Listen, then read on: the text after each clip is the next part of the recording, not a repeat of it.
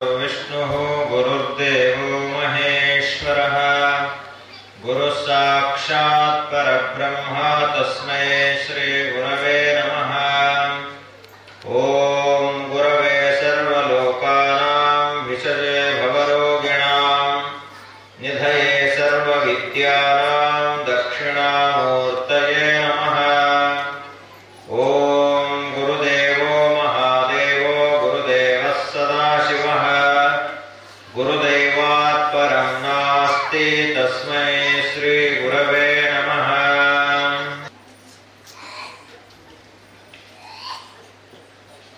ಮನುಷ್ಯನ ಜೀವನ ಸಾರ್ಥಕವಾಗಬೇಕು,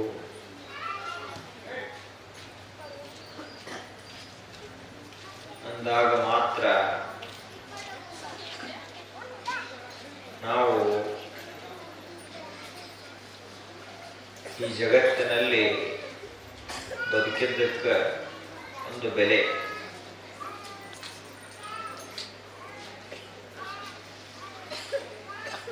ಜೀವನ ಸಾರ್ಥಕವಾಗದೇ ಇದ್ರೆ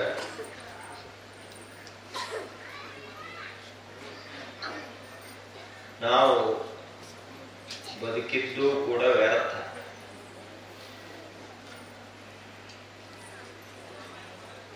ಒಬ್ಬ ಮನುಷ್ಯ ಯಾಗ ಈ ಜಗತ್ತಿನಲ್ಲಿ ಬದುಕಬೇಕು ಅಂತ ಕೇಳಿದರೆ ಪರಮಾತ್ಮನೇ ಮೆಚ್ಚಿ ನಮ್ಮ ಜೀವನ ಸಾರ್ಥಕ ಅಂತ ಹೇಳಿ ದೇವರು ಹೇಳುವ ಹಾಗೆ ನಾವು ಬದುಕಬೇಕು. ನಮ್ಮ ಅಂತಸ್ಸಾಕ್ಷಿ ಅದು ಮೆಚ್ಚಿ ಹೌದು ಹೌದು ಅನ್ನುವ ರೀತಿಯಲ್ಲಿ ನಾವು ಜೀವನವನ್ನು ಕಳಿಬೇಕು.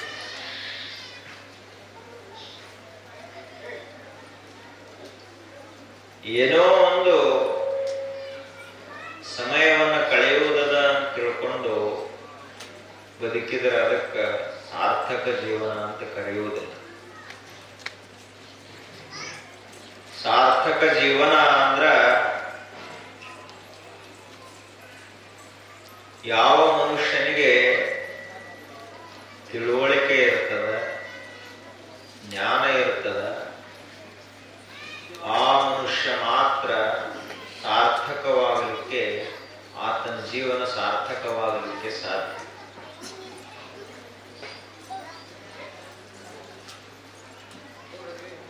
ಯೇಷಾಂ ನ ವಿದ್ಯಾ ನ ತಪೋ ನ ದಾನಂ ಜ್ಞಾನಂ ನ ಶೀಲಂ ನ ಗುಣೋ ನ ಧರ್ಮಃ ತೇ ಮೃತ್ಯುಲೋಕೆ ಭೂವಿಭಾರಭೂತ ಮನುಷ್ಯ ರೂಪೇಣ ಮೃಗಾಶ್ಚರಂತೆ. ಜ್ಞಾನಿಗಳು ಒಂದು ಮಾತನ್ನ ಹೇಳ್ತಾರೆ, ಇವು ಏಳದವು, ಈ ಏಳರಲ್ಲಿ ಒಂದಾದ್ರೂ ನಮ್ಮಲ್ಲಿ ಇರಬೇಕು.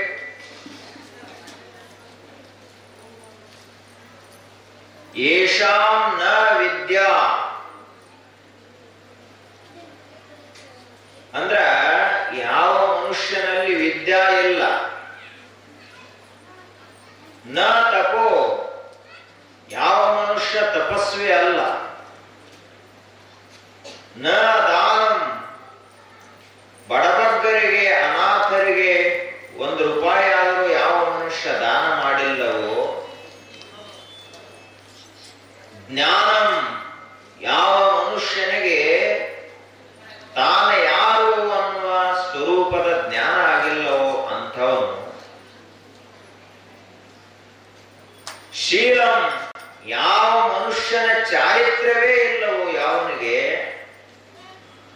ಯಾವ ಮನುಷ್ಯನ ಶೀಲವ ಈ ಸರಿಯಾಗಿಲ್ಲವೋ ಅಂಥವನು, ನ ಗುಣೋ ಇನ್ನ ಒಳ್ಳೆ ಗುಣಗಳು ಅಂತ ಹೇಳಿ ಏನದಾವಲ್ಲ ಅದರಲ್ಲಿ ಒಂದು ಗುಣನೂ ಯಾವನಲ್ಲಿ ಇಲ್ಲವೋ, ನ ಧರ್ಮ ಅಷ್ಟೇ ಅಲ್ಲದೆ ಯಾವುದನ್ನು ಮಾಡಬೇಕು ಯಾವುದನ್ನು ಮಾಡಬಾರದು ಅನ್ನುವ ಪ್ರಜ್ಞಾ ಯಾವನಿಗಿಲ್ಲವೋ ಅಂತಹ ಮನುಷ್ಯ ಮರ್ತ್ಯಲೋಕೆ ಭೂಭಾರಭೂತ ಮನುಷ್ಯ ರೂಪೇಣ ಮೃಗಾಶ್ಚರಂತೆ. ಈ ಭೂಲೋಕದೊಳಗ ಸಂಚಾರ ಮಾಡುವಂತಹ ಪ್ರಾಣಿಗಳಿಗಿಂತಲೂ ಕಡೆಯಾಗಿ ಅವನ ಜೀವನ ಇರ್ತದ ಅಂತ ಹೇಳ್ತಾರೆ ಜ್ಞಾನಿಗಳು. ಅದಕ್ಕೆಯೋ 7 ಗುಣಗಳಲ್ಲಿ ಒಂದಾದ್ರೂ ನಮ್ಮ ಹತ್ತಿರ ಇರಬೇಕು. ವಿದ್ಯಾ ಮೊಟ್ಟ ಮೊದಲನೇದು ವಿದ್ಯೆ ಇರಬೇಕು, ಜ್ಞಾನ ಇರಬೇಕು ಮನುಷ್ಯನಿಗೆ. ಬರೀ ಓದುವುದು ಬರೆಯುವುದಕ್ಕಷ್ಟೇ ವಿದ್ಯೆ ಅನ್ನೋದಿಲ್ಲ, ಯಾರ ಜೊತೆಗೆ ಹೆಂಗ ವ್ಯವಹಾರ ಮಾಡಬೇಕು ಅದಕ್ಕೂ ವಿದ್ಯಾ ಅಂತ ಕರೀತಾರೆ. ಒಂದು ಮುಷ್ಟಿಯಟ್ಟು ಕಾಳು ತಗೊಂಡು ಹೆಂಗ ಚೀಲಗಟ್ಟಲೆ ಕಾಳ ಬೆಳೆಯುವುದು ಅದಕ್ಕೂ ಒಕ್ಕಲು ವಿದ್ಯೆ ಅಂತ ಕರೀತಾರೆ. ಅದೇ ರೀತಿಯಾಗಿ ಬರೇ 4 ತಂತಿಗಳಿಂದ ಸಂಗೀತವನ್ನೇ ಹೊರಡಿಸುವಂತದ್ದಕ್ಕೂ ಕೂಡ ವಿದ್ಯಾ ಅಂತ ಕರೀತಾರೆ. ಈಗ ವಿದ್ಯೆಗಳು ಹಲವಾರು. ಆದ್ದರಿಂದ ಮನುಷ್ಯನ ಮೊದಲನೆಯ ಕರ್ತವ್ಯ ಏನು ಅಂತ ಕೇಳಿದರೆ ವಿದ್ಯಾ ಸಂಪಾದನೆ ಮಾಡಬೇಕು. ಆ ಬಳಿಕ ನ ತಪೋ ತಪಸ್ಸು. ತಪಸ್ಸಂದ್ರ ಸಹನಶೀಲತಾ, ತಡೆದುಕೊಳ್ಳುವುದು. ಅಷ್ಟೇ ಅಲ್ಲದೆ ಈಗ ಊಟ ಮಾಡ್ತೇವೆ, ಅರ್ಧಂಬರ್ಧ ಸುಟ್ಟದ್ದನ್ನು ನಾವು ಊಟ ಮಾಡ್ತೇವೇನು, ಹಸಿ ಬಿಸಿ ಇದ್ದ ಅಡಿಗೆ ಊಟ ಮಾಡ್ತೇವೇನು? ಇಲ್ಲ. ಯಾವುದು ಸರಿಯಾಗಿ ಸುಟ್ಟದ, ಸರಿಯಾಗಿ ಬೆಂದದ ಅದನ್ನೇ ನಾವು ಪಕ್ವ ಆಹಾರ ಅಂತ ಹೇಳಿ ಕರಿತೀವಿ. ಆಗ ಯಾವ ಶರೀರ ದೇವಾಲಯಕ್ಕೆ ಹೋಗಿಲ್ಲ, ಯಾವ ಶರೀರ ಗುರುಗಳ ಮಠಕ್ಕೆ ಹೋಗಿಲ್ಲ, ಯಾವ ಶರೀರ ಸೇವಾ ಮಾಡಿಲ್ಲ, ಯಾವ ಶರೀರ ಜಪತಪಾದಿ ಅನುಷ್ಠಾನಗಳನ್ನು ಮಾಡಿಲ್ಲವೋ ಆ ಶರೀರ ಸುಟ್ಟಿಲ್ಲ ಅಂತ ಅರ್ಥ. ತಪಸ್ಸು ಅಂದ್ರೆ ಏನು ಇದೆ. ಆದ್ದರಿಂದ ತಪಸ್ಸು ಒಂದು ಗುಣ ಇದು ನಮ್ಮಲ್ಲಿ ಇರಬೇಕು. ದಾನಂ, ಆ ಬಳಿಕ ದಾನ ಮಾಡೋದು ಕಲಿಬೇಕು. ದೇವರ 2 ಕೈ ಎದಕ್ ಕೊಟ್ಟಾನಂದ್ರ, ಒಂದು ಕೈದಿಂದ ದುಡಿದ ನೀವು ಇನ್ನೊಂದು ಕೈದನ್ನು ಸಮಾಜಕ್ಕೆ ದಾನ ಮಾಡುವಂತ 2 ಕೈ ಕೊಟ್ಟ. ಬಾಯಿ ಒಂದೇ ಯಾಕೆ ಕೊಟ್ಟಾನು ಅಂದ್ರ 2 ಕೈದಿಂದ ದುಡಿ, ಒಂದು ಕೈದ ಅಷ್ಟೇ ಇನ್ನೊಂದು ಕೈದ ಮಂದಿ ಕೊಡು ಅಂತ ದೇವರು 2 ಕೈಯ ಒಂದು ಬಾಯಿ ಕೊಟ್ಟ. ಆದ್ದರಿಂದ ದಾನ ಮಾಡುವುದನ್ನು ಕಲಿಬೇಕು. ದಾನ ಏನೋ 1 ಕೋಟಿ ರೂಪಾಯಿ ಕೊಟ್ಟಾಗ ದಾನ ಅಂತ ಕರೀತಾರೆ, ಹೀಗಲ್ಲ. ದಾನದಲ್ಲಿ ಹಲವಾರು ಪ್ರಕಾರಗಳದಾವ. ಹಸಿದವನಿಗೆ 1 ತುತ್ತ ಅನ್ನ ಕೊಟ್ಟೆವು ಅಂದ್ರೆ ಅದು ದಾನವೇ.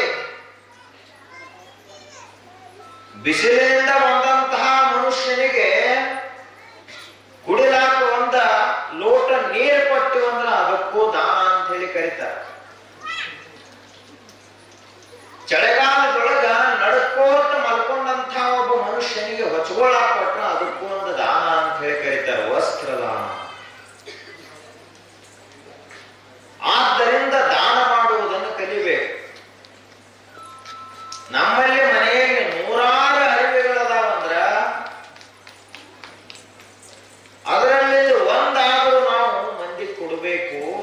ಯಾರ ಮೈ ಮೇಲೆ ಅರಿವೆಯೇ ಇಲ್ಲವೋ ಅಂತಹ ಜನ ಕೋಟಿಗಟ್ಟಲೆ ಇನ್ನೂ ಜಗತ್ತಿನಲ್ಲಿ ಅದ. ಒಬ್ಬೊಬ್ಬ ಮಕ್ಕಳಿಗೆ ಮೈಮಾಲ್ ತೊಟ್ಟುಕೊಳ್ಳಕ್ಕೆ ಅರಿವಿನೇ ಇಲ್ಲ.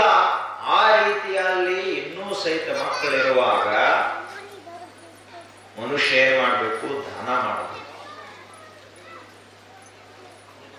ಯೇಷಾಂನ ವಿದ್ಯಾನ ತಪೋನ ದಾನಂ ಜ್ಞಾನಂ. ಹುಟ್ಟೇದೆ ಒಂದು ಒಳಕ್ಕೆ ಬರೀ ಪ್ರಪಂಚ ಮಾಡಿದರೆ ಏನು ಸಾರ್ಥಕ ಆಗುವುದಿಲ್ಲ ಜೀವನ. ಯಾವ ಮನುಷ್ಯ ತಾನು ಯಾರೋ ಆ ಸ್ವರೂಪವನ್ನು ಅರಿತ ಅವನ ಜೀವನ ಸಾರ್ಥಕವಾಗುತ್ತದೆ. ಆದ್ದರಿಂದ ಜ್ಞಾನ ಅಂದ್ರೆ ಏನು? ಸರಿಯಾದ ತಿಳುವಳಿಕೆ. ಆ ಬಳಿಕ ನ ಶೀಲಂ, ಒಳ್ಳೆ ನಡತೆ, ಸಚ್ಚಾರಿತ್ರ್ಯ.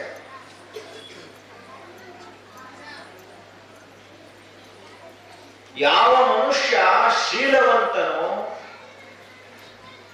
ಶೀಲವಂತನೇ ಶ್ರೇಷ್ಠನು, ಸಕಲ ರತ್ನಗಳ ಗಣಿಯು, ಮೂಲೋಕದ ಸಿರಿ ಸಂಪದವೆಲ್ಲ ಶೀಲದೊಳಗೆ ಇರುವುದು ಅಂತ ಹೇಳ್ತಾರೆ ಒಬ್ಬರ ದಾಸರು.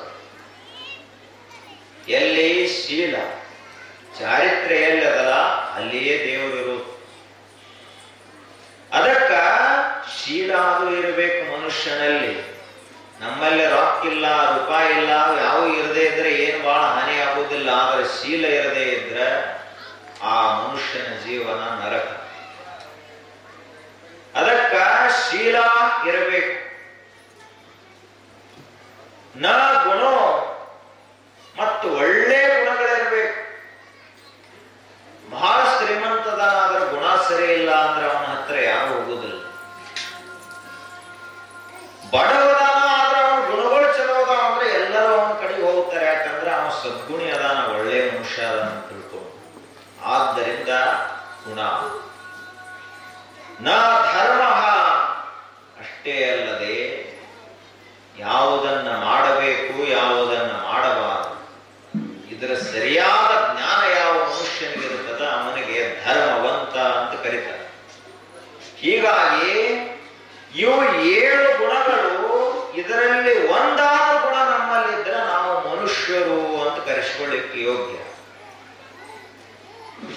ಇದರಲ್ಲಿ ಒಂದೂ ನಮ್ಮಲ್ಲಿಲ್ಲ ಅಂದ್ರೆ ನಾವು ಕಾಡಿನಲ್ಲಿ ತಿರುಗಾಡುವಂತ ಮೃಗಗಳಿದ್ದಂತೆ, ಪ್ರಾಣಿಗಳಿದ್ದಂತೆ ಅಂತ ಜ್ಞಾನಿಗಳು ಹೇಳ್ತಾರೆ.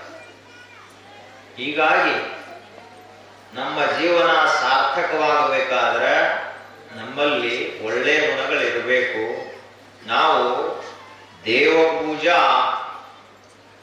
ಆ ಬಳಿಕ ಒಳ್ಳೆಯ ಕೆಲಸ, 4 ಜನರಿಗೆ ಬೇಕಾದ ರೀತಿಯಲ್ಲಿ ಬದುಕಿದೀವಿ ಅಂದ್ರೆ ಆವಾಗ ನಮ್ಮ ಜೀವನ ಸಾರ್ಥಕವಾಗುತ್ತೆ.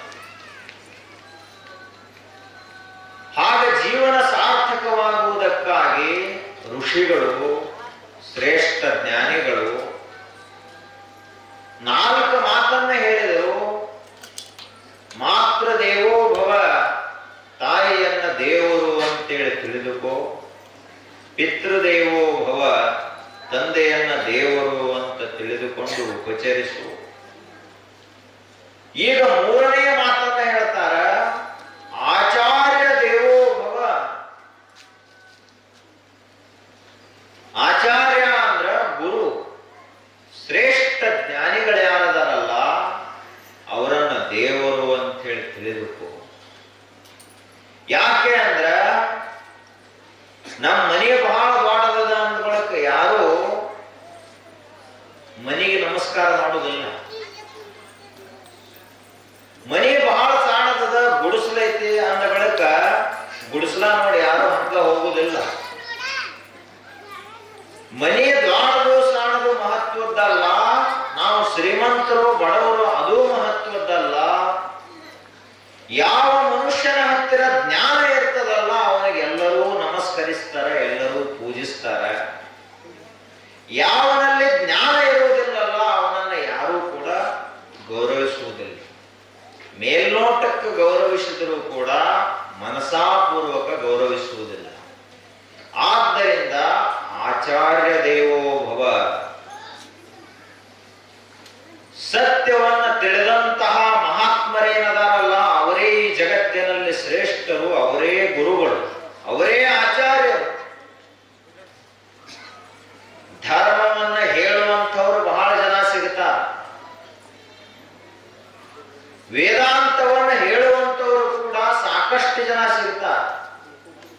ಆದ್ರೆ ಅವರಿಗೆ ಆಚಾರ್ಯರು ಅಂತ ಕರೆದಿಲ್ಲ.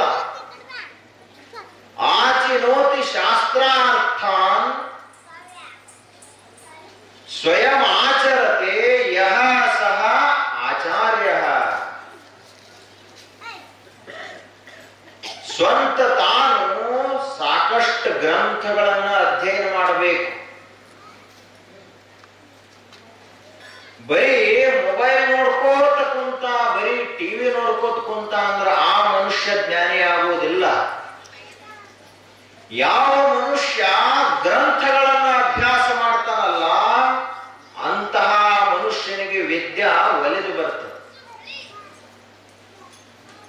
ಆ ಬಳಿಕ ಆಚಿನೋತಿ ಶಾಸ್ತ್ರಾರ್ಥಾನ್, ಅನೇಕ ಶಾಸ್ತ್ರಗಳದಾವ.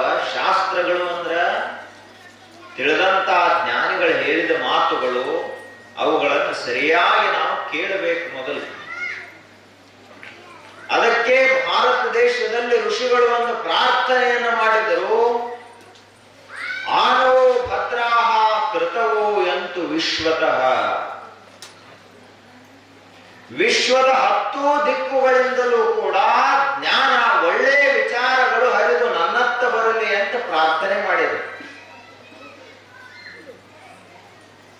ಈಗೇನದಾವಲ್ಲ, 8 ದಿಕ್ಕುಗಳು, ಇಲ್ಲಿಂದಲೂ ಒಳ್ಳೆಯ ವಿಚಾರಗಳು ಬರಲಿ, ಆಕಾಶದಿಂದಲೂ ಬರಲಿ, ಭೂಮಿಯಿಂದಲೂ ಬರಲಿ, 10 ದಿಕ್ಕುಗಳಿಂದಲೂ ಕೂಡ ಒಳ್ಳೆಯ ವಿಚಾರಗಳು ಹರಿದು ನನ್ನತ್ತ ಬರಲಿ. ಯಾಕೆ ಅಂದ್ರೆ ನಾನು ಒಬ್ಬ ಒಳ್ಳೆಯ ಮನುಷ್ಯನಾಗಬೇಕು ಅಂತ ಋಷಿಗಳ ಸಂಕಲ್ಪ. ಹೀಗಾಗಿ ಆಚಿನೋತಿ ಶಾಸ್ತ್ರಾರ್ಥ, ಒಳ್ಳೆಯ ಮಾತನ್ನ ಯಾರು ಹೇಳಿದ್ರು ಸರಿ ಆ ಮಾತುಗಳನ್ನು ನಾವು ಕೇಳಬೇಕು. ಆ ಬಳಿಕ ಆಚಾರ್ಯೇ ಸ್ಥಾಪಯತಿ. ಇನ್ನ ಯಾರು ಶಿಷ್ಯರದಾರಲ್ಲ, ಭಕ್ತರದಾರಲ್ಲ, ಅವರಿಗೆ ಒಳ್ಳೆಯ ಆಚಾರವನ್ನು ಕಲಿಸಬೇಕು. ಹೆಂಗೆ ಈ ಜಗತ್ತಿನಲ್ಲಿ ಬದುಕಬೇಕು, ಏನ್ ನೋಡಬೇಕು, ಏನ್ ನೋಡಬಾರದು, ಏನನ್ನ ಕೇಳಿದರೆ ನಮ್ಮ ಜೀವನ ದೇದೀಪ್ಯಮಾನವಾಗಿ ಪ್ರಕಾಶಮಾನವಾಗಿ ಬೆಳಗುತ್ತದ, ಏನನ್ನ ಕೇಳಿದರೆ ನಮ್ಮ ಜೀವನ ಹಾಳಾಗುತ್ತದ, ಇದನ್ನ ಕಲಿಸುವಂಥವನಿಗೆ ಗುರುಗಳು, ಮಹಾತ್ಮರು ಅಂತ ಕರೀತಾರೆ. ಸ್ವಯಂ ಆಚರತೆ ಅಷ್ಟೇ ಅಲ್ಲದೆ ಬರೀ ಜಗತ್ತಿಗೆ ಹೇಳುವುದಲ್ಲ, ಸ್ವಂತ ನಾವು ಆಚರಣೆ ಮಾಡಬೇಕು. ಬರೀ ಮಂದಿಗೆ ಹೇಳಿದವ ಅದು ಸರಿ ಇಲ್ಲ, ಅದನ್ನ ಮಾಡಬೇಡ್ರಿ, ಇದು ಸರಿ ಇಲ್ಲ, ಇದನ್ನ ಮಾಡಬೇಡ್ರಿ, ತಾ ಮಾತ್ರ ಆ ಮಾಡಬಾರದನ್ನ ಮಾಡಿದ ಅಂದ್ರೆ ಅವನಿಗೆ ಗುರು ಅನ್ನುವುದಿಲ್ಲ. ಸ್ವತಃ ತಾನು ಆಚರಣೆ ಮಾಡಬೇಕು, ಶಿಷ್ಯರನ್ನ ಆ ರೀತಿಯಾಗಿ ತಯಾರು ಮಾಡಬೇಕು, ಆ ಬಳಿಕ ಜಗತ್ತಿಗೆ ಉಪದೇಶ ಮಾಡಬೇಕು. ಅಂತ ಮಹಾತ್ಮನಿಗೆ ಏನಂತಾರ, ಗುರು ಅಂತ ಹೇಳಿ ಕರೀತಾರೆ. ಆಗ ಇಂತಹ ಗುರುಗಳೇನದಾರಲ್ಲ ಅವರನ್ನ ದೇವರು ಅಂತ ತಿಳಿದುಕೋ. ಗುರುಗಳು ಅಂದ್ರೆ ಸಾಮಾನ್ಯ ಅಲ್ಲ.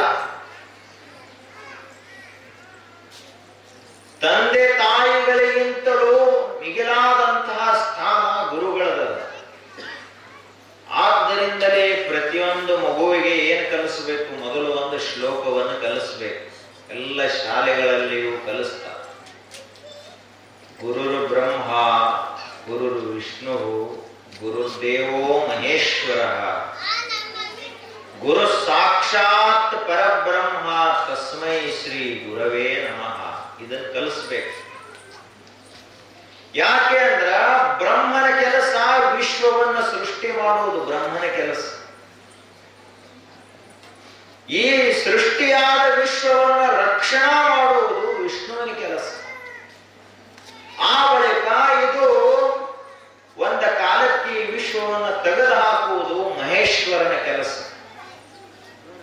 ಈ ಮೂರೂ ಕೆಲಸಗಳನ್ನು ಒಬ್ಬನೇ ಮಾಡುವುದರಿಂದಾಗಿ ಗುರುಗಳಿಗೆ ಬ್ರಹ್ಮ ವಿಷ್ಣು ಮಹೇಶ್ವರ ಅಂತ ಕರೆದರು. ಕೊನೆಗೆ ಒಂದು ಕರೆದರು ಗುರು ಸಾಕ್ಷಾತ್ ಪರಬ್ರಹ್ಮ. ಆರು ನಾನೆಂದು ವಿಚಾರಿಸು ವಿಷಮ ಸಂಸಾರವಿದನು ಕನಸೆಂದರಿ. ಮಾರಮರ್ದನ ಶಂಭುಲಿಂಗವನ್ನು ಅಲಿಸಿ ಗಂಭೀರ ಸುಖದೊಳಿರು ಎಂದು ಅರುಪುವ ಶ್ರೀ ಗುರು ವಚನೋಪದೇಶವನ್ನು ಆಲಿಸಿದಾಗಲಹುದು ನರರಿಗೆ ಮುಕುತಿ. ಇಂತಹ ಗುರುಗಳು ಸಾಕ್ಷಾತ್ ಪರಬ್ರಹ್ಮ. ನಮಗ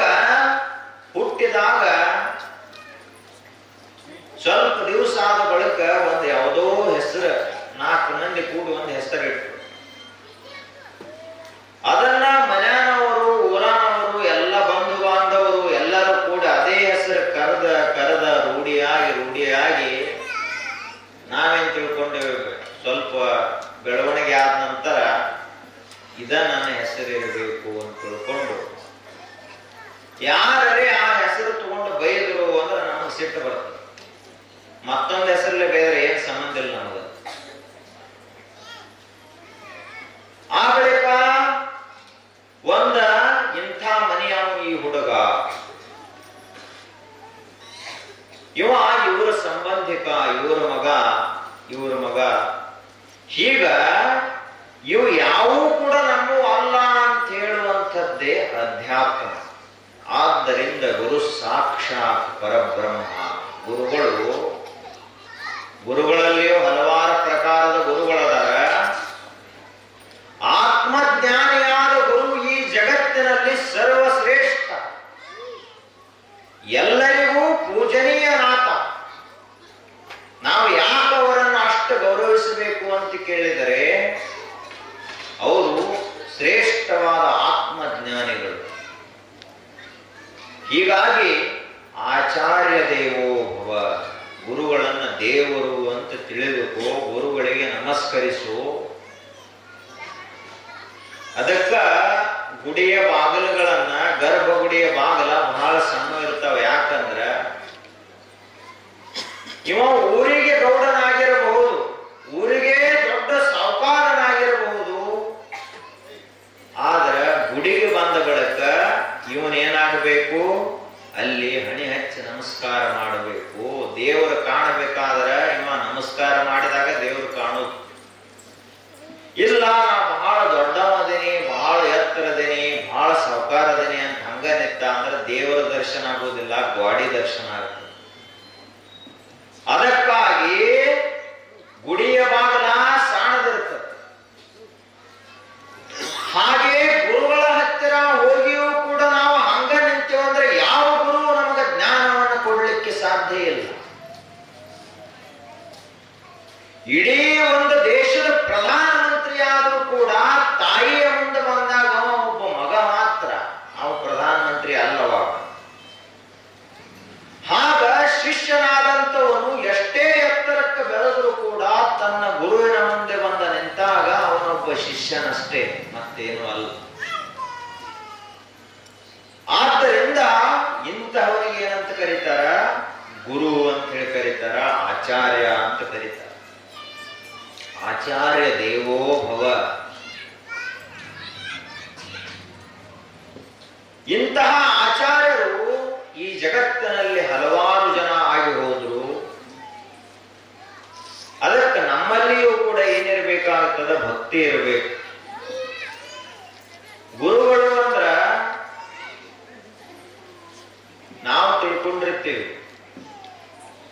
ಯಾಕಂದ್ರೆ ನಾವು ವಿಚಾರ ಮಾಡೋದು ಸಾಮಾನ್ಯ ವಿಚಾರ ಮಾಡ್ತೀವಿ. ಅದಕ್ಕಾಗಿ ನಾವು ತಿಳ್ಕೊತೀವಿ ಏನಂತ, ಗುರುಗಳು ನಮ್ಮ ಆಗ ಮನುಷ್ಯರ ಅದಾರ, ಅವರಲ್ಲಿ ಏನಂತ ವಿಶೇಷತೆ ಇಲ್ಲ.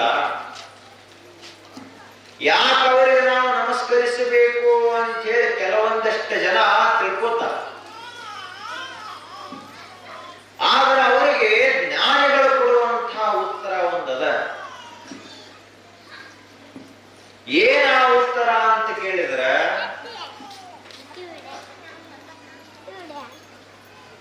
ನಾವು ಶರೀರದೊಳಗೆ ವಾಸ ಮಾಡ್ತೀವಿ, ಜ್ಞಾನಿಗಳು ಶರೀರಕ್ಕೆ ವಿಲಕ್ಷಣವಾಗಿ ಇರ್ತಾರೆ, ಸಾಕ್ಷಿಯಾಗಿ ಇರ್ತಾರೆ.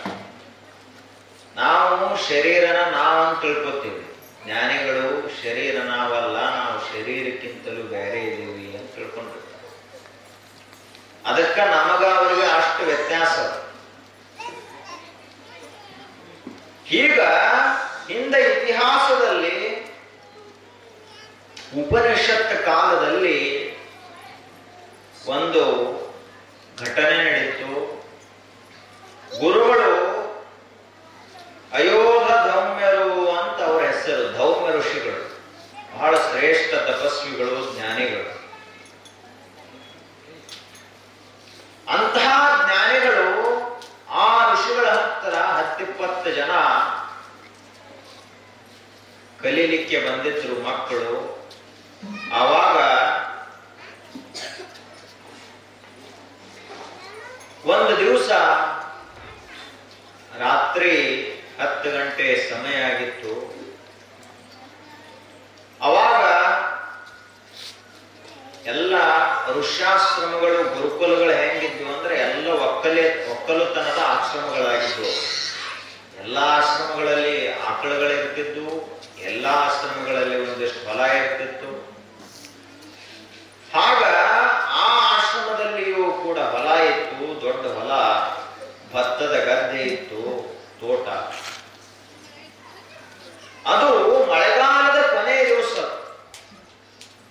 ಕೊನೆಯ ಮಳೆ ಆಗಿತ್ತು. ರಾತ್ರಿ 10 ಗಂಟೆ ಸುಮಾರಿಗೆ ಮಳೆ ಆಯಿತು. ಆದ ಬಳಿಕ ಇನ್ನು ಮುಂದೆ ಮಳೆ ಆಗುವುದಿರಲಿಲ್ಲ, ಯಾಕಂದ್ರೆ ಮಳೆಗಾಲ ದಿವಸ ಮುಗಿದಿತ್ತು. ಅದೇ ಕೊನೆಯ ಮಳೆ. ಆ ಮಳೆ ನೀರ ಹೊಲದಲ್ಲಿ ಸರಿಯಾಗಿ ನಿಂತರ ಅಷ್ಟ ಮುಂದೆ ಭತ್ತ ಚೆನ್ನಾಗಿ ಬರ್ತಿತ್ತು, ಇರ್ಲಿಲ್ಲ ಅಂದ್ರೆ ಬರ್ತಿರ್ಲಿಲ್ಲ. ಆಗ ಏನಾಯಿತು, ಮಳೆ ನಿಂತಿತು, ಜೋರಾಗಿ ಮಳೆಯಾಗಿ ನಿಂತಿತು. ಗುರುಗಳು ಅಲ್ಲಿ ಆರುಣಿ ಅಂತ ಒಬ್ಬ ಶಿಷ್ಯ ಇದ್ದ, ಅವನನ್ನು ಕರೆದು, ನೋಡಪ್ಪ ಹೊಲಕ್ಕೆ ಹೋಗಿ ಒಡ್ಡು ಒಡೆದಟ್ಟು ಇಲ್ಲೋ ನೋಡ್ಕೊಂಡು ಬಾ ಅಂತ ಕಳಿಸಿದ್ರು. ಆಯ್ತು. ಅವ ಗುರುಗಳ ಆಜ್ಞೆ ಅಂದ್ರೆ ಅದು ಸರ್ವೋಪರಿ. ಹೊಲಕ್ಕೂ ಹಾದ, ರಾತ್ರಿನ ಹಾದ, ಹೋಗಿ ನೋಡ್ತಾನ. ದೊಡ್ಡ ಮಳೆ ಬಿದ್ದಿತ್ತು, ಹಿಂಗಾಗಿ ಒಡ್ಡು ಒಡೆದು ಹೋಗಿತ್ತು. ಇನ್ನು ಏನರೆ ಮಾಡಿ ಆ ಒಡ್ಡ ಮತ್ತ ಹಾಕಬೇಕು ಅಂತ ತಿಳ್ಕೊಂಡು ಮಣ್ಣು ತಗೊಂಡ, ಕೆಸರು ತಗೊಂಡ ಒಡ್ಡ ಕಟ್ಲಾಕ ಪ್ರಯತ್ನ ಮಾಡಿದ. ದೊಡ್ಡ ಒಡ್ಡದು ಒಡೆದಕ್ಕೆ ಹೆಂಗ್ ನಿಲ್ತದ? ಪ್ರಯತ್ನ ಮಾಡಿದ ನಿಲ್ಲಿಲ್ಲ. ಅವಾಗ ವಿಚಾರ ಮಾಡಿದ, ಹಿಂಗಾದ್ರೆ ಇದು ನಿಲ್ಲುವುದಿಲ್ಲ ಅಂತ ತಿಳ್ಕೊಂಡು ತಾನೇ ಆ ಒಡ್ಡಿನೊಳಗೆ ಅಡ್ಡ ಮಲ್ಕೊಂಡು ಬಿಟ್ಟ. ಅವಾಗ ನೀರು ಹರಿದು ನಿಂತಿತು. ಗುರುಗಳು ನೋಡಿದ್ರು ಬರಲಿಲ್ಲ ಆರುಣಿ. ಮುಂಜಾನೆ ಆಯ್ತು. ಎಲ್ಲ ಪ್ರಾತರದ ಮುಂಜಾನೆಯ ಎಲ್ಲ ಪೂಜಾ ಪಾಠಗಳೆಲ್ಲ ಮುಗಿದ ಬಳಿಕ ಎಲ್ಲಾ ಶಿಷ್ಯರ ನಮಸ್ಕಾರ ಮಾಡ್ಲಿಕ್ಕೆ ಬಂದರು ಗುರುಗಳಿಗೆ. ಅವಾಗ ಗುರುಗಳು ಕೇಳಿದ್ರು, ಆರುಣಿ ಎಲ್ಲದಾನ ಅಂತ ಕೇಳಿದ್ರು. ಇಲ್ಲ ಗುರುಗಳೇ, ನಿನ್ನೆ ರಾತ್ರಿ ನೀವು ಏನು ಹೊಲ ನೋಡ್ಕೊಂಡ್ ಬರ್ಲಾಕ ಕಳಿಸಿದ್ರಲ್ಲ, ಅವನು ಹೊಳ್ಳಿ ಬಂದಿಲ್ಲ ಅಂತ ಹೇಳಿದ್ರು. ಆಯ್ತು. ಗುರುಗಳು ಎಲ್ಲ ಶಿಷ್ಯರನ್ನು ಕರ್ಕೊಂಡ ಎಲ್ಲದ ನೋಡೋಣ ಆರುಣಿ ಅಂತ ತಿಳ್ಕೊಂಡು ಹೊಲದ ಕಡೆಗೆ ಹೋದರು. ಹೋಗಿ ಎಲ್ಲೆದೆಯೋ ಆರುಣಿ ಅಂತೇಳಿ ಅವನ ಹೆಸರಿನಿಂದ ಕೂಗಿದ್ರು. ಗುರುಗಳ ಧ್ವನಿ ಅವನಿಗೆ ಕೇಳಿಸ್ತಿತ್ತು, ಅವನಿಗೆ ಮಾತಾಡ್ಲಕ್ ಬರ್ತಿರ್ಲಿಲ್ಲ. ಯಾಕ ಅಂದ್ರ ಮಳೆಗಾಲದೊಳಗ ತಂಪು ಗಾಳಿ, ಮ್ಯಾಲ ಮಳೆ, ಹಿಂಗ ಒಂದು 6-7 ತಾಸು ನೀರಾಗ ಮಲಗಿದ ಬಳಿಕ ಶರೀರ ಎಲ್ಲ ಮರಗಟ್ಟದಂತೆ ಆಗಿತ್ತು. ಆ ಬಳಿಕ ಕೊಡ್ಲಿಲ್ಲ, ಕೈ ಅಷ್ಟು ಮ್ಯಾಲೆ ಎತ್ತಿದ. ಗುರುಗಳು ಕೈ ನೋಡಿ ಬಂದ ಅವನನ್ನ ಕೈ ಹಿಡಿದ ಮ್ಯಾಲೆ ಎತ್ತಿದರು. ಎತ್ತಿದಾಗ ಸರಿಯಾಗಿ ಮಾತಾಡ್ಲಿಕ್ಕೆ ಬರ್ತಿರ್ಲಿಲ್ಲ. ಅವಾಗ ಗುರುಗಳು ಬಹಳ ಶ್ರೇಷ್ಠ ತಪಸ್ವಿಗಳಾಗಿದ್ದರು. ಅಸಾಮಾನ್ಯ ಸಿದ್ಧಿಗಳಿದ್ದು ಗುರುಗಳ ಹತ್ತಿರ. ಅವಾಗ ಅವರು ಆರುಣಿ ತಲೆ ಮ್ಯಾಲ, ಶಿಷ್ಯನ ತಲೆ ಮ್ಯಾಲ ಕೈ ಇಟ್ಟು ಒಂದು ಮಾತು ಹೇಳಿದ್ರು. ನೋಡಪ್ಪ, ಶಿಷ್ಯರೊಳಗ ಹಲವಾರು ಪ್ರಕಾರದ ಶಿಷ್ಯರದ, ಭಕ್ತರೊಳಗನು ಹಲವಾರು ಪ್ರಕಾರದ ಭಕ್ತರದ. ಬರೀ ದೂರಿಂದ ಕೈ ಮಾಡಿ ಹೋಗುವ ಶಿಷ್ಯರು ಅದಾರ, ಅವ್ರ ಸಮೀಪೇನ ಬರುವುದಿಲ್ಲ. ಹೆಂಗದಿರಿ ಗುರುಗಳಂತ ಅಲ್ಲೇ ಕೇಳಿ ಆ ಕಡೆ ಹೋಗ್ತಾರೆ. ಆದ್ರೆ ನೀ ಹೆಂಗದೆ ಅಂದ್ರ ಗುರು ಆಜ್ಞಾ ಅಂದ್ರ ಆಜ್ಞಾ ಅಂತ ತಿಳಿದುಕೊಂಡು ನಿನ್ನ ಶರೀರದ ಪರಿವೆ ಇಲ್ಲದೆ ನೀನು ಗುರುಗಳ ಆಜ್ಞೆಯನ್ನ ಪಾಲಿಸಿದ್ದರಿಂದಾಗಿ ನಿನ್ನ ಶರೀರದ ಮೇಲೆ ನಿನಗ ಅರಿವಿಲ್ಲ, ಪ್ರಜ್ಞೆ ಇಲ್ಲ ಅಂದ ಬಳಿಕ ನೀನು ಒಬ್ಬ ಶ್ರೇಷ್ಠ ಆತ್ಮಜ್ಞಾನಿ ಆಗತಿ. ನೀನು ಯಾವ ಅಭ್ಯಾಸವನ್ನು ಮಾಡುವ ಅವಶ್ಯಕತೆ ಇಲ್ಲ, ಯಾವ ಸಾಧನೆಯನ್ನು ಮಾಡುವ ಅವಶ್ಯಕತೆ ಇಲ್ಲ. ನೀನು ಓದದೆ ಸಾಧನೆಯನ್ನ ಮಾಡದೆ ಕೇವಲ ನಿನ್ನಲ್ಲಿರುವಂತಹ ಈ ಗುರು ಶ್ರದ್ಧೆಯೊಂದರಿಂದಲೇ ಇವತ್ತ ನಿನಗ ನಾವೊಂದು ವರ, ಒಂದು ಆಶೀರ್ವಾದವನ್ನು ಮಾಡ್ತಾನೆ. ಅದೇನು ಅಂದ್ರ, ನಿನಗ ಅಭ್ಯಾಸ ಮಾಡದೆ ಓದದೆ ಸಾಧನೆ ಮಾಡದೆ 4 ವೇದಗಳ ಸಮಗ್ರ ಜ್ಞಾನ ನಿನಗೆ ಬರಲಿ. ಎಲ್ಲಾ ಸಿದ್ಧಿಗಳು ಕೂಡ ನಿನ್ನ ಕಾಲ ಮುಂದೆ ಬಂದು ಬೀಳಲಿ.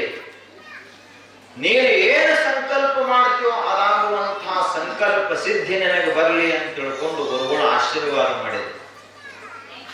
ಅದೇ ಶಿಷ್ಯ ಮುಂದೆ ಉದ್ಧಾಲಕ ಮಹರ್ಷಿಯಾದ, ಶ್ರೇಷ್ಠ ಆತ್ಮಜ್ಞಾನಿಯಾದ.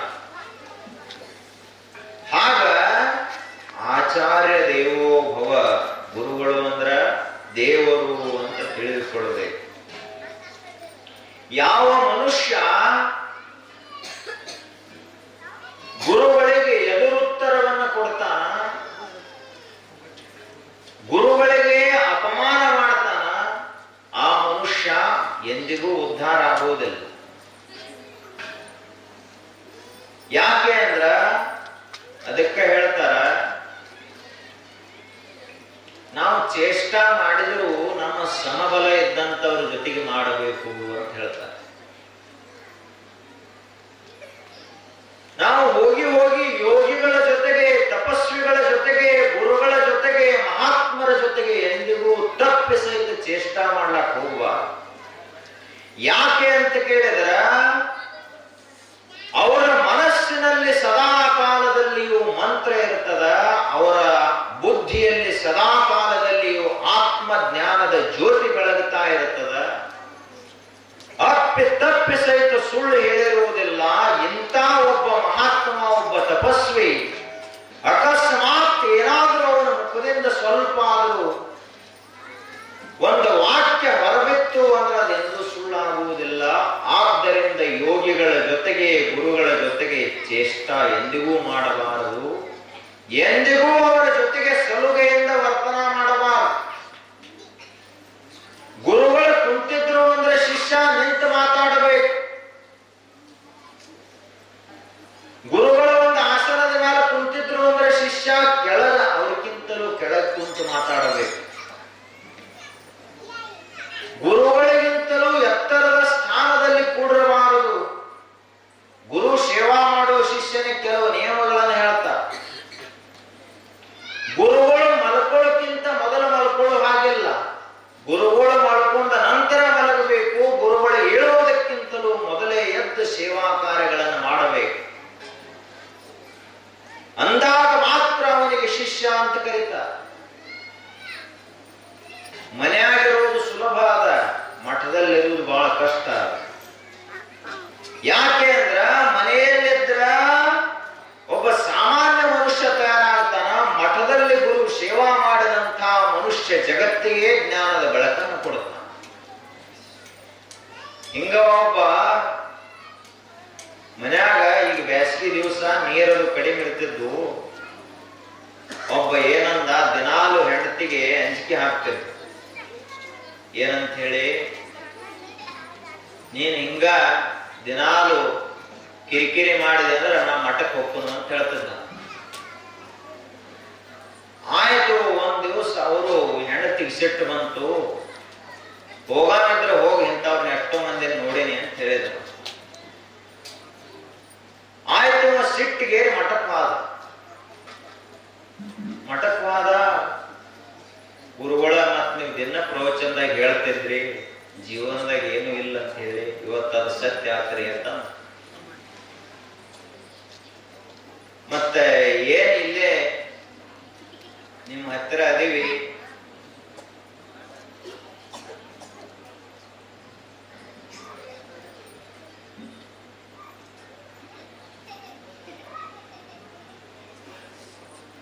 ಅದಕ್ಕ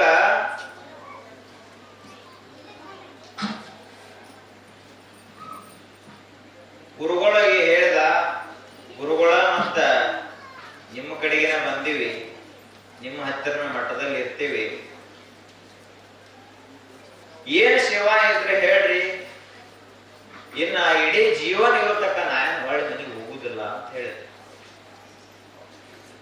ಆಯ್ತು, ಗುರುಗಳು ಹೇಳಿದ್ರು, ನೋಡಪ್ಪ ಬಂದದಿ ಬಾಳ ಚಲೋ ಆತು, ದಿನ ನೀ ಏನೇನ್ ಸೇವಾ ಮಾಡ್ಬೇಕು ಅಂದ್ರ ಇದು ಮಠ ಏನದಲ್ಲ ಎಲ್ಲ ಕಸ ಹೊಡಿಬೇಕು. ಆ ಬಳಿಕ ಒಂದ್ 4 ಆಕಳದವ, ಆಕಳದೆಲ್ಲ ಸೇವಾ ಮಾಡಬೇಕು, ಮೇವು ತರಬೇಕು. ಆ ಬಳಿಕ ಮಠಕ್ಕ ಒಂದ ಭಕ್ತರದು ಬರ್ತಾರ, ಒಂದ್ 70-80 ಕೊಡ ನೀರು ತರಬೇಕು. ಆ ಬಳಿಕ ಅಡಿಗೆ ಮನೆಯಲ್ಲಿ ಏನಾದ್ರೂ ಸೇವಾ ಇದ್ರ ಅಲ್ಲಿ ಸೇವಾ ಮಾಡಬೇಕು ಅಂತೆಲ್ಲ ಹೇಳಿದ್ರು. ಹೇಳಿದ ಬಳಿಕ ಆಯ್ತು ಅಂತ ಸೇವಾ ಚಾಲೂ ಮಾಡಿದ. ಇವ್ ಮನ್ಯಾಗ ಒಂದ್ ದಿವ್ಸ ಕಸ ಹೊಡೆದವ, ಮನ್ಯಾಗ ಒಂದ ತಂಬಿಗೆ ಎತ್ತಿ ಕೊಟ್ಟವಲ್ಲ, ಎಲ್ಲ ಅವರು ಮಾಡ್ತಿದ್ರು. ಇವ ಆರಾಮವಾಗಿ ಒಂದ್ ರಾಜಾರಗತ್ಲೆ ಇರ್ತಿದ್ದ. ಆ ಬಳಿಕ ಹೋಗಿ 70-80 ಕೊಡ ನೀರು ತರೋದು, ಎಲ್ಲ ಮಠ ಎಲ್ಲ ಕಸ ಹೊಡೆಯೋದು, 4 ಆಕಳ ಸೇವಾ ಮಾಡೋದು, ಅಡಿಗೆ ಮನೆಯಲ್ಲಿ ಎಲ್ಲ ಬಾಂಡೆ ತೊಳೆಯೋದು, ಎಲ್ಲ ಕೆಲಸ ಹತ್ತು ಸೇವಾ. 1 ವಾರ ಆತು, ಅವನಿಗೆ ಮಿಕ್ಕಿ ಬಂತು. ಗುರುಗಳಿಗೆ ಒಂದು ಸಾಷ್ಟಾಂಗ ನಮಸ್ಕಾರ ಹಾಕಿ ಹೇಳಿದ, ಗುರುಗಳ ಏನು ಬೈದ್ರ ಬೈಲಿ, ಹೊಡೆದ್ರ ಹೊಡಿಲಿ, ಮನೇನ ಚಲೋ ಅಂತ ತಿಳ್ಕೊಂಡು ಬಾಳೆ ಮನೆಗೆ ಹೋಗ್ಬಿಟ್ಟು. ಈಗ ಒಬ್ಬ ಶಿಷ್ಯನಾಗಿ ತಯಾರಾಗಬೇಕಾದ್ರೆ ಅದಕ್ಕೂ ಕೂಡ ಬಹಳಷ್ಟು ತಪಸ್ಸಿರುತ್ತದೆ, ಬಹಳಷ್ಟು ಸಾಧನೆ ಇರ್ತದೆ. ಹಾಗೆ ಆಚಾರ್ಯ ದೇವೋಭವ ಅಂತ ಕರೀತಾರೆ. ಗುರುಗಳನ್ನ ದೇವರು ಅಂತ ಹೇಳಿ ತಿಳಿದುಕೋ. ಗುರುಗಳನ್ನ ಸಾಮಾನ್ಯರಲ್ಲ, ಅವರಲ್ಲಿ ಅಸಾಮಾನ್ಯವಾದಂತಹ ಜ್ಞಾನ ಇರ್ತದ. ಆ ಜ್ಞಾನ ಯಾವುದು ಅಂತ ಕೇಳಿದರೆ ಚಿದಾನಂದ ರೂಪ ಶಿವೋಹಂ ಶಿವೋಹಂ ಮನೋಬುದ್ಧ್ಯಹಂಕಾರ ಚಿತ್ತಾನಿ ನಾಹಂ ನ ಚ ಶ್ರೋತ್ರ ಜಿಹ್ವೆ ನ ಚ ಘ್ರಾಣ ನೇತ್ರೆ ನ ಚ ವ್ಯೋಮ ಭೂಮಿರ್ನ ತೇಜೋನ ವಾಯು ಚಿದಾನಂದ ರೂಪ ಶಿವೋಹಂ ಶಿವೋಹಂ. ಹೀಗೆ ನಾವು ತಿಳ್ಕೊಂಡದಿಲ್ಲ, ಇದು ಯಾವುದೂ ನಮ್ಮ ನಿಜ ಸ್ವರೂಪ ಅಲ್ಲ. ನಾವು ಯಾರೂ ಕೂಡ ಹುಟ್ಟುವವರು ಅಲ್ಲ, ಸಾಯುವವರು ಅಲ್ಲ. ನಮ್ಮ ಮೂಲ ಸ್ವರೂಪ ಏನದ ಅಂದ್ರ ಅದು ಜ್ಞಾನದ ಸ್ವರೂಪ, ಜ್ಯೋತಿಯ ಸ್ವರೂಪ. ಈ ತತ್ವವನ್ನು ತಿಳಿಸಿಕೊಡುವಂತವ್ರಿಗೆ ಏನಂತಾರ, ಗುರುಗಳು ಅಂತ ಹೇಳಿ ಕರೀತಾರ. ಆದ್ದರಿಂದ ಇಂತಹ ಗುರುಗಳನ್ನ ದೇವರು ಅಂತ ಹೇಳಿ ತಿಳಿದುಕೊಳ್ಳಬೇಕು. ಪ್ರತಿನಿತ್ಯವೂ ಮನುಷ್ಯ ಗುರುಗಳನ್ನ ಮನಸ್ಸಿನಲ್ಲಿಯಾದರೂ ಸ್ಮರಿಸಬೇಕು. ಗುರುಗಳ ಸಾಧ್ಯ ಆದ್ರೆ ಅವರ ಸಾನ್ನಿಧ್ಯದಲ್ಲಿ 4 ಕ್ಷಣಗಳನ್ನು ಕಳೆಯಬೇಕು. ಆವಾಗ ಜೀವನ ನಿಜಕ್ಕೂ ಸಾರ್ಥಕವಾಗುತ್ತದೆ. ಯಾರ ಜೀವನದಲ್ಲಿ ಇನ್ನೂ ಗುರುಗಳೇ ಬಂದಿಲ್ಲವೋ ಆತನ ಜೀವನ ಇನ್ನೂ ಶುರುನ ಆಗಿಲ್ಲ, ಪ್ರಾರಂಭ ಆಗಿಲ್ಲ ಅಂತ ಹೇಳ್ತಾರೆ. ನಮ್ಮ ಜೀವನ 70 ವರ್ಷ ಕಳೆದಿವೆ ಅಂತ ಇಟ್ಟುವರಿಗೆ, 70 ವಯಸ್ಸಾದವರು, 50 ವಯಸ್ಸಾದವರು, ಇನ್ನ ನಾವೊಬ್ಬ ಮಹಾತ್ಮರ ಹತ್ತಿರ ಹೋಗಿಲ್ಲ, 4 ಮಾತು ಕೇಳಿಲ್ಲ, ಇನ್ನೂ ಶಿಷ್ಯರಾಗಿಲ್ಲ ಅಂದ್ರ ನಮ್ಮ ಜೀವನ ಇನ್ನೂ ಪ್ರಾರಂಭ ಆಗಿಲ್ಲ ಅಂತ ಅರ್ಥ. ಆದ್ದರಿಂದ ನಮ್ಮೆಲ್ಲರದು ಪುಣ್ಯ ಅದ. ಶ್ರೇಷ್ಠ ಜ್ಞಾನಿಗಳು ನಡೆದಾಡುವ ದೇವರು ಇದೇ ವಿಜಯಪುರದಲ್ಲಿ ವಾಸ ಮಾಡಿ ಇಡೀ ಜಗತ್ತಿನಾದ್ಯಂತ ಸಂಚರಿಸಿ ಎಲ್ಲ ಕಡೆಗಳಲ್ಲಿಯೂ ಜ್ಞಾನದ ಜ್ಯೋತಿಯನ್ನು ಹೊತ್ತಿಸಿ, ಅವರ ಶರೀರ ಇಲ್ಲದೆ ಇರಬಹುದು, ಆದರೆ ಅವರ ಶಕ್ತಿ, ಅವರ ಒಂದು ಜ್ಞಾನ, ಅವರ ಒಂದು ಸಿದ್ಧಿ ಸಾಮರ್ಥ್ಯ ಎಲ್ಲವೂ ಇದ್ದೇ ಅದ. ಅದಕ್ಕೆ ಅಂತಹ ಪರಮ ಪೂಜ್ಯ ಬುದ್ಧೀಜಿಯವರು ಯಾವಾಗಲೂ ಅವರನ್ನು ಯಾವ ಮನುಷ್ಯ ನೆನೆಸ್ಕೋತಿರ್ತಾನಲ್ಲ ಅಂಥವರಿಗೆ ನಿಶ್ಚಿತವಾಗಿಯೂ ಕಲ್ಯಾಣ ಆಗ್ತದ. ಯಾಕೆ ಅಂದ್ರ ಇಡೀ ಜೀವನದಲ್ಲಿನ ಒಂದು ಪೈಸಾ ಸಹಿತ ಮುಟ್ಲಿಲ್ಲ ಅಂದ್ರ ಅವ್ರಿಗಿಂತ ದೊಡ್ಡ ಗುರುಗಳು ಯಾರು ಈ ಜಗತ್ತಿನಲ್ಲಿ? ಸಾವಿರಾರು ಲಕ್ಷಾಂತರ ಹಳ್ಳಿಗಳಲ್ಲಿ ಪ್ರವಚನ ಮಾಡಿದ್ರು 1 ರೂಪಾಯಿ ಸಹಿತ ತಗೊಳ್ಳಿಲ್ಲ. ಅಷ್ಟೇ ಅಲ್ಲದೆ ಒಂದು ತುತ್ತು ಹೆಚ್ಚಿಗೆ ಪ್ರಸಾದ ಸಹಿತ ತಗೊಳ್ಳಿಲ್ಲ ಪುರುಷರು. ಅದಕ್ಕ ಅಂತಹ ಗುರುಗಳು ಶ್ರೇಷ್ಠರು. ಅವರನ್ನು ಯಾವಾಗಲೂ ನಾವು ಸ್ಮರಿಸುತ್ತಿರಬೇಕು, ಪೂಜಿಸುತ್ತಿರಬೇಕು, ಮನಸ್ಸಿನಲ್ಲಿ ಯಾವಾಗಲೂ ನೆನೆಸಬೇಕು. ಮನೆಯಲ್ಲಿ ಯಾವುದೋ ಒಂದೊಂದು ಫೋಟೋ ಇರಬೇಕು, ಒಂದೊಂದು ಪುಸ್ತಕ. ಆ ಬಳಿಕ ಮೊಬೈಲ್ದಲ್ಲಂತೂ ಅವರ ಪ್ರವಚನಗಳು ಬಂದೇ ಬರ್ತಾವ. ಅವುಗಳನ್ನು ಕೇಳಿದರೆ ನಮಗ ಗುರುಗಳಂದ್ರೆ ಯಾರು, ಹೆಂಗಿರ್ತಾರೆ ಎಲ್ಲ ಗೊತ್ತಾಗ್ತದ. ಅದಕ್ಕ ಅಂತ ಮಹಾತ್ಮರನ್ನು ನಾವು ನೆನೆಸೋಣ, ನಮ್ಮೆಲ್ಲರ ಜೀವನ ಸಾರ್ಥಕವಾಗಲಿ ಅಂತ ಹೇಳ್ತಾ, ಇನ್ನೂ ಒಂದು ಉಪದೇಶ ಅದ, ಅದನ್ನು ನಾಳೆ ನೋಡೋಣ ಅಂತ ಹೇಳ್ತಾ ಇವತ್ತಿನ ಸತ್ಸಂಗಕ್ಕೆ ಮಂಗಲ. ಓಂ ಪೂರ್ಣಮದಃ ಪೂರ್ಣಮಿದಂ ಪೂರ್ಣಾತ್ ಪೂರ್ಣಮುದಚ್ಯತೆ ಪೂರ್ಣಸ್ಯ ಪೂರ್ಣಮಾದಾಯ ಪೂರ್ಣಮೇವಾವಶಿಷ್ಯತೆ.